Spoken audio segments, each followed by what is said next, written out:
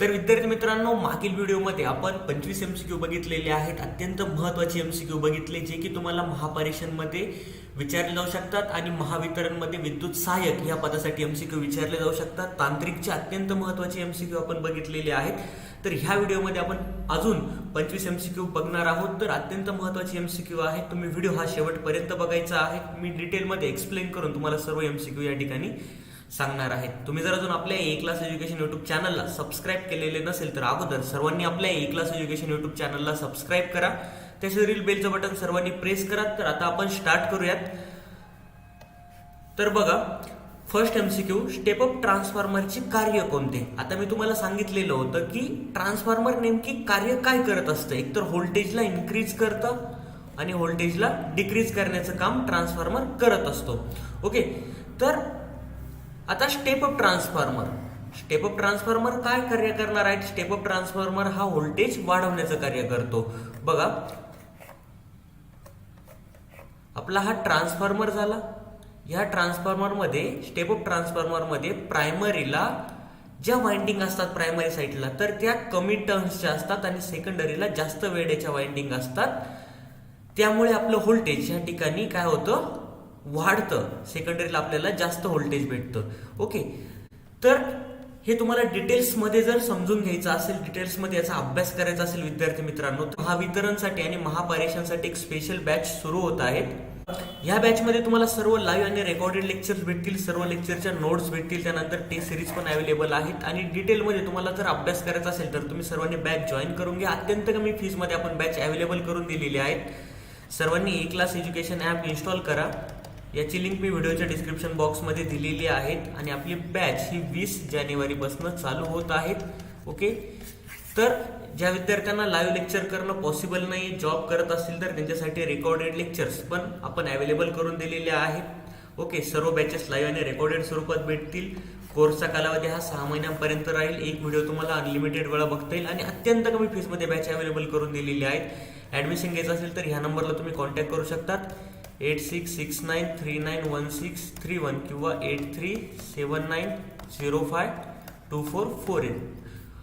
पूर्ण डिटेल्समध्ये तुमचा अभ्यास त्या ठिकाणी होणार आहे. तर आता आपण बघूयात. तर आता स्टेप डाऊन ट्रान्सफॉर्मरचं कार्य कोणतं असेल. आता स्टेप अपचं कार्य काय, व्होल्टेज वाढवणं. तर स्टेप डाऊन ट्रान्सफॉर्मरचं कार्य काय असतं, व्होल्टेजला कमी करणं. ओके, लक्षात ठेवा. फ्रिक्वेन्सी काय असते, सेम असते. ओके, फ्रिक्वेन्सी काय असते त्या ठिकाणी, सेम असते. बघा, ऑटो ट्रान्सफॉर्मरचा उपयोग कोठे केला जातो. ऑटो ट्रान्सफॉर्मरचा उपयोग आपण आपल्या रिक्वायरमेंटनुसार व्होल्टेजला कमी जास्त करतो. ऑटो ट्रान्सफॉर्मरमध्ये एकाच कोरवरती 2 वाइंडिंग काय असतात, माउंट केलेलं असतात आणि टॅपिंग करून आपण त्याचं व्होल्टेज जे काय आहे ते कमी जास्त करू शकतो ऑटो ट्रान्सफॉर्मरमध्ये. ओके, ऑटोमोबाईलमध्ये येईल का, मग नाही येणार. बघा, ऑटोमॅटिक व्होल्टेज कमी जास्त करण्यासाठी आपण काय करतो, ऑटो ट्रान्सफॉर्मर त्या ठिकाणी काय करतो, यूज करत असतो. लक्षात ठेवा, ऑटोमॅटिक नाही म्हणता येणार, त्याला आपण टॅपिंग करून पण व्होल्टेज त्याचं कमी जास्त करू शकतो. ओके, कमी प्रमाणात व्होल्टेजमध्ये बदल करण्यासाठी नाही येणार, व्होल्टेज स्थिर ठेवण्यासाठी नाही, कारण की आपण त्या ठिकाणी काय करत असतो, व्होल्टेजला कमी जास्त करतो ऑटो ट्रान्सफॉर्मरमध्ये. बघा, त्यानंतर क्वेश्चन क्रमांक 28, ऑटो ट्रान्सफॉर्मरचा उपयोग का केला जातो. ऑटो ट्रान्सफॉर्मरचा उपयोग का केला जातो, कार्यक्षमता जास्त म्हणून नाहीत, सारख्या आउटपुटची कॉपरची बचत होते म्हणून. बघा, कॉपरची बचत करण्यासाठी आपण काय करतो, ऑटो ट्रान्सफॉर्मरचा उपयोग करतो. ओके, आणि टॅपिंग करून आपण काय करत असतो, त्या ठिकाणी व्होल्टेजला कमी जास्त करत असतो. आणि एकाच कोरवरती 2 काय होतात या ठिकाणी, ज्या आपल्या वाइंडिंग आहे तर त्या माउंट केलेल्या असतात. त्याच्यामुळे काय होते, कॉपरची बचत होते, लॉसेसही कमी होतात. ओके, कोर लॉसेसही कमी होतात त्या ठिकाणी. आणि दुसरी गोष्ट, कॉपरची बचत पण त्या ठिकाणी होत असते. त्याच्यामुळे ट्रान्सफॉर्मरचा उपयोग केला जातो, ऑटो ट्रान्सफॉर्मरचा. लक्षात ठेवा. बघा, कोणत्या ट्रान्सफॉर्मरचा उपयोग इंडक्शन मोटरी चालू करण्यासाठी केला जातो. तर ऑटो ट्रान्सफॉर्मरचा उपयोग इंडक्शन मोटरी चालू करण्यासाठी केला जातो. फार महत्वाचं आहे. त्यानंतर कोणत्या ट्रान्सफॉर्मरच्या साहाय्याने हाय व्होल्टेज व करंट मोजण्यासाठी सुरक्षित किमतीपर्यंत कमी करून मोजता येतो. बघा, तर इन्स्ट्रुमेंट ट्रान्सफॉर्मरच्या सहाय्याने आपण काय करू शकतो, हाय व्होल्टेज व करंट मोजण्यासाठी सुरक्षित किमतीपर्यंत आपण काय करू शकतो, कमी करून मोजू शकतो किंवा मोजता येतो. कोणत्या ट्रान्सफॉर्मरच्या सहाय्याने, इन्स्ट्रुमेंट ट्रान्सफॉर्मरच्या सहाय्याने. क्वेश्चन क्रमांक 31, इन्स्ट्रुमेंट ट्रान्सफॉर्मर मध्ये कोणकोणते ट्रान्सफॉर्मर येतात, स्टेप अप येईल का, नाही येणार. करंट ट्रान्सफॉर्मर आणि पोटेन्शियल ट्रान्सफॉर्मर, आपण त्याला काय म्हणतो, सीटी आणि पीटी. ओके, तुम्हाला आपल्या लेक्चर्समध्ये सीटी आणि पीटी हे पूर्णपणे डिटेल्समध्ये शिकायला भेटतील. तर तुम्ही सर्वांनी ए क्लास एज्युकेशन ॲप इन्स्टॉल करून घ्या. यावरती तुम्हाला नोट्स, टेस्ट सिरीज सर्व काही भेटेल. लेक्चर्स पण अत्यंत कमी फीजमध्ये आपण अवेलेबल करून दिलेले आहेत. बॅचेस लाईव्ह स्वरूपात तुम्हाला बॅचेस करता येईल, रेकॉर्डेड स्वरूपात पण तुम्हाला त्या ठिकाणी लेक्चर्स बघता येईल. तर आन्सर काय येईल, ब व क. ट्रान्सफॉर्मरचा कोर लॅमिनेट का केला जातो, का केला जातो ट्रान्सफॉर्मरचा कोर लॅमिनेट, तर ट्रान्सफॉर्मरचे कोर लॉसेस कमी करण्यासाठी केला जातो. ओके, जेवढा जास्त एरिया असतो ट्रान्सफॉर्मरच्या कोरचा तेवढे जास्त लॉसेस त्या ठिकाणी होत असतात. आता ट्रान्सफॉर्मरचे लॉसेस डिटेल्समध्ये तुम्हाला आपल्या क्लासमध्येच समजतील. ओके, तर इथे तुम्हाला डिटेल्समध्ये सांगायला खूप मोठा व्हिडिओ या ठिकाणी होऊन जाईल. ट्रान्सफॉर्मरचे मेनली आयरन लॉसेस असतात, कॉपर लॉसेस असतात. ओके, त्यानंतर ईडी करंट लॉसेस असतात. तर हे वेगवेगळे ट्रान्सफॉर्मरचे लॉसेस आहेत. तर ट्रान्सफॉर्मरचे जे लॉसेस आहेत, कोर लॉसेस, ते कमी करण्यासाठी आपण काय करतो, या ठिकाणी ट्रान्सफॉर्मरची जी कोर आहे तर ती कोर या ठिकाणी काय करत असतो, लॅमिनेट करत असतो. जे कोर लॉसेस आहेत तर ते कोर लॉसेस कमी करण्यासाठी. आता तर कोर लॉसेसलाच काय म्हणतात, आयरन लॉसेस म्हणतात. ओके, तर कोर लॉसेसलाच काय म्हणतात, आयरन लॉसेस म्हणतात. ट्रान्सफॉर्मरमध्ये कॉपर लॉसेस कशामुळे होतात, तर कॉपर लॉसेस हे वाइंडिंगच्या रेजिस्टन्समुळे होतात. का रेजिस्टन्समुळे होतात, बघा, जे कॉपर लॉसेस असतात ते प्रायमरी आणि सेकंडरी वाइंडिंगमुळे होत असतात. ओके, प्रायमरी आणि सेकंडरी वाइंडिंगमुळे होत असतात. म्हणजे प्रायमरी आणि सेकंडरी वाइंडिंग मध्ये होतात. याला काय म्हणतो आपण, कॉपर लॉसेस म्हणतो. बघा, वाइंडिंग मध्ये ज्यावेळेस आपला करंट वाहत असतो, बघा ही जी वाइंडिंग आहे तर ह्या वाइंडिंग मध्ये आपला ज्यावेळेस आय वाहत असतो, ओके, तर त्यामध्ये आय स्क्वेअर आर एवढी पॉवर काय होते, लॉस होत असते. बघा, आय स्क्वेअर आर एवढी पॉवर या ठिकाणी काय होत असते, लॉस होत असते. सपोज जर तुमचा लोड आहे, सपोज तुमचा जो लोड आहे तर लोड हा दुप्पट झाला, लोड जर दुप्पट झाला तर तुमचे जे कॉपर लॉसेस आहेत तर ते काय होतात, 4 पटीने होतात, 4 पटीने होतात. आणि लोड जर तुमचा हाफ झाला तर कॉपर लॉस काय होतात, या ठिकाणी 4 पटीने कमी होतात. कॉपर लॉसेस पण 4 पटीने या ठिकाणी कमी होतात. लोड जर हाफ झाला, लोड जर डबल झाला तर कॉपर लॉसेस हे 4 पटीने वाढतात. तर वाइंडिंगच्या रेजिस्टन्समुळे होतात. आय स्क्वेअर लॉसेस आपण त्याला त्या ठिकाणी म्हणतो. ओके, आता नेक्स्ट क्वेश्चन, ट्रान्सफॉर्मरमध्ये हिस्टॅरिसिस लॉसेस कशामुळे होतात. ट्रान्सफॉर्मरमध्ये हिस्टॅरिसिस लॉसेस हे चुंबकीय क्षेत्राच्या अदलाबदलामुळे होतात. ट्रान्सफॉर्मरमध्ये ईडी करंट लॉस हा कोणत्या भागात होतो, तर ईडी करंट लॉस ट्रान्सफॉर्मरमध्ये कोणत्या भागात होतो, तर ईडी करंट लॉस ट्रान्सफॉर्मरमध्ये आपला कोरमध्ये होतो. ओके, क्वेश्चन क्रमांक 36, ट्रान्सफॉर्मरची कार्यक्षमता इतर एसी मशीनच्या तुलनेने किती असते, 95 ते 98%. ओके, त्यानंतर ट्रान्सफॉर्मरची कार्यक्षमता इतर एसी मशीनच्या तुलनेने का जास्त असते, कारण की ट्रान्सफॉर्मरमध्ये फ्रिक्शन व विंडेज लॉसेस होत नसल्यामुळे. ठीक आहे, ट्रान्सफॉर्मर हे स्थिर आहेत, याच्यामध्ये कुठल्याही प्रकारचा रोटेटिंग पार्ट नाहीये, म्हणून फ्रिक्शन आणि विंडेज लॉसेस त्यामध्ये होत नाही. त्यामुळे त्याची कार्यक्षमता ही इतर मशीनच्या तुलनेने काय आहेत, जास्त आहेत. मोटरमध्ये लॉसेस हे जास्त होतं, त्यामध्ये फ्रिक्शन असतं, रोटेटिंग पार्ट असतो. ट्रान्सफॉर्मरमध्ये रोटेटिंग पार्ट हा नसतो. ओके, ट्रान्सफॉर्मरची कार्यक्षमता कोणत्या वेळी जास्तीत जास्त असते, ट्रान्सफॉर्मरची कार्यक्षमता कोणत्या वेळी जास्तीत जास्त असते, तर कॉपर लॉस आणि आयरन लॉस त्या ठिकाणी काय असतील, सारखे असतील. त्यावेळेस जी कार्यक्षमता आहे तर ती ट्रान्सफॉर्मरची जास्त असते किंवा चांगली असते, जास्तीत जास्त असते. त्यानंतर क्वेश्चन क्रमांक 39, एका ट्रान्सफॉर्मरमध्ये फुल लोड वरील कॉपर लॉसेस 1000 वॅट आहेत, 1000 वॅट आहेत.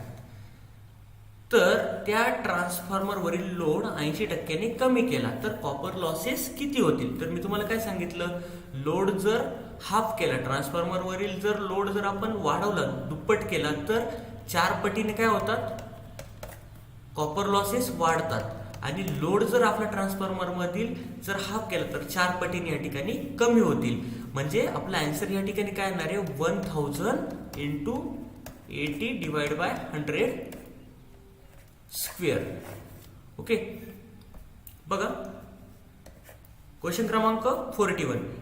हे तुम्हाला न्यूमेरिकल्स वगैरे सर्व आपल्या क्लासमध्ये डिटेल्समध्ये शिकायला भेटतील. खूप सारे न्यूमेरिकल आपण त्या ठिकाणी घेतोय, म्हणजे पेपरला तुम्हाला कुठल्याही प्रकारची अडचण येत नाहीये. ओके, तर यामध्ये 1 ते 2च MCQ दिलेल्या आहेत. आपल्या लेक्चर्समध्ये क्लासमध्ये आपण टोटल MCQ त्या ठिकाणी घेत असतो. त्यामुळे सर्वांनी E-क्लास एज्युकेशन ॲप इन्स्टॉल करून घ्या. तुमच्यासाठी फार इम्पॉर्टंट आहेत आणि फायद्याचं आहेत आणि अत्यंत कमी फीजमध्ये बॅच अवेलेबल करून दिलेली आहेत. सर्वांनी ॲप इन्स्टॉल करून बॅचला ॲडमिशन नक्की घ्या. बघा क्वेश्चन क्रमांक 41. एका ट्रान्सफॉर्मरमध्ये आयरन लॉसेस 400 वॅट्स आहेत. त्या ट्रान्सफॉर्मरवरील लोड वाढून दुप्पट केला तर आयरन लॉसेस किती वॅट होतील? बघा ट्रान्सफॉर्मरमधील आयरन लॉसेस हे फिक्स असतात, तर आपला आन्सर काय येणार आहे, 400च येणार आहे. त्या ठिकाणी ट्रान्सफॉर्मरमधील आयरन लॉसेस हे बदलत नाही, ते लक्षात ठेवा. आयरन लॉसेस ट्रान्सफॉर्मरमध्ये जे असतात ते काय असतात, फिक्स असतात. आयरन लॉसेस कधीही ट्रान्सफॉर्मर मधले बदलत नाही. असा क्वेश्चन तुम्हाला पेपरला येऊ शकतात. ओके, तर याला आपण कोर लॉसेस म्हणतो. ठीक आहे, ते कधीही न बदलणारे असतात आणि ते काय असतात, फुल लोडच्या 2 ते 3% असतात, जास्त काय नसतात. ओके, बघा त्यानंतर 41. डिस्ट्रीब्युशन ट्रान्सफॉर्मर मध्ये आयरन लॉसेस कमीत कमी होतील अशी त्याची डिझाईन बनावट का केली जाते? आता डिस्ट्रीब्युशन ट्रान्सफॉर्मर मध्ये म्हणजे आपल्या घरी जी लाईट येते त्या ठिकाणी डिस्ट्रीब्युशन ट्रान्सफॉर्मर असतो.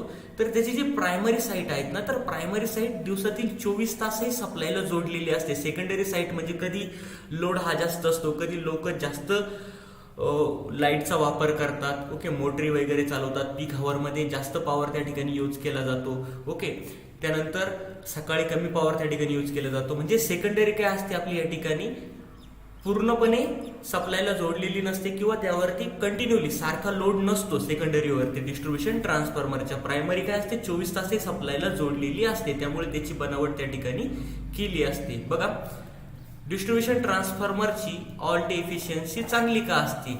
कारण की आयरन लॉसेस त्या ठिकाणी काय असतात, कमी असतात. आयरन लॉसेस हे काय असतात, कोर लॉसेस, कारण की प्रायमरीला कंटिन्यू 24 तास सप्लाय त्या ठिकाणी काय असतो, दिलेला असतो. बघा त्यानंतर क्वेश्चन क्रमांक 43.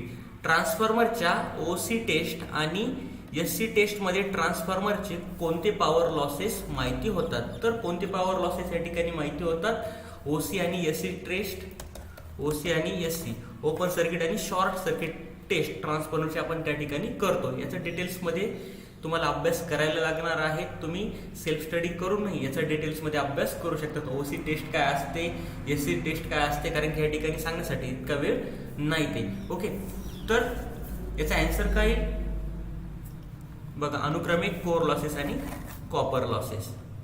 बघा क्वेश्चन क्रमांक 44. ट्रान्सफॉर्मरची ऑल्ट एफिशियन्सी म्हणजे काय? दिवसातील आउटपुट KWH व इनपुट KWH यांचे गुणोत्तर, म्हणजे 24 तासातील, त्याला आपण काय म्हणतो, दिवसातील म्हणतो. बघा क्वेश्चन क्रमांक 45. जनरल पॉवर व लाइटनिंग लोड साठी कोणता ट्रान्सफॉर्मर उपयोगी असतो? ओके, तर distribution transformer. Okay, general power व लाइटनिंग लोड साठी तर तुम्हाला मी सांगितलेलंच आहे. पॉवर ट्रान्सफॉर्मर हा किती लोडवर जास्तीत जास्त कार्यक्षमता देतो? आता पॉवर ट्रान्सफॉर्मर हा किती लोडवर जास्तीत जास्त कार्यक्षमता देतो? तर जवळपास पूर्ण लोडवरती काय करत असतो, तो जास्तीत जास्त कार्यक्षमता देत असतो. बघा 50% लोडवरही जास्तीत जास्त कार्यक्षमता देऊ शकणारा कोणता ट्रान्सफॉर्मर आहे? तर डिस्ट्रीब्युशन ट्रान्सफॉर्मर. ट्रान्सफॉर्मरचे रेटिंग कशामध्ये दिले जाते? तर ट्रान्सफॉर्मरचे रेटिंग KVA मध्ये दिले जाते. ओके, ट्रान्सफॉर्मरचे रेटिंग KVA मध्ये दिले जाते. का KVA मध्ये दिले जाते याचा डिटेल स्टडी तुम्हाला त्या ठिकाणी करायचा आहे का, हे मी लेक्चर्समध्ये डिटेल्समध्ये सांगितलेलं आहे. ओके, बघा ट्रान्सफॉर्मरच्या पॅरलल ऑपरेशनसाठी कोणत्या अटी पूर्ण कराव्या लागतात? ट्रान्सफॉर्मरच्या पॅरलल ऑपरेशनसाठी कोणत्या अटी पूर्ण कराव्या लागतात? शेकडा इम्पिडन्स ड्रॉप सारखाच असला पाहिजे, व्होल्टेज रेशो सारखाच असला पाहिजे, त्यानंतर पोलॅरिटी सारखीच असली पाहिजे. म्हणजे ऑप्शन क्रमांक डी आपलं काय त्या ठिकाणी करेक्ट आहेत वरील सर्व. ओके, तुम्हाला जर व्हिडिओ आवडला असेल तर व्हिडिओला नक्की लाईक करा, तुमच्या मित्रांपर्यंत व्हिडिओ जास्तीत जास्त शेअर करा, आपल्या ए क्लास एज्युकेशन युट्यूब चॅनलला सबस्क्राईब करा, सर्वांनी ए क्लास एज्युकेशन ॲप इन्स्टॉल करून घ्या. तर आपण भेटूयात नवीन व्हिडिओमध्ये. थँक्यू.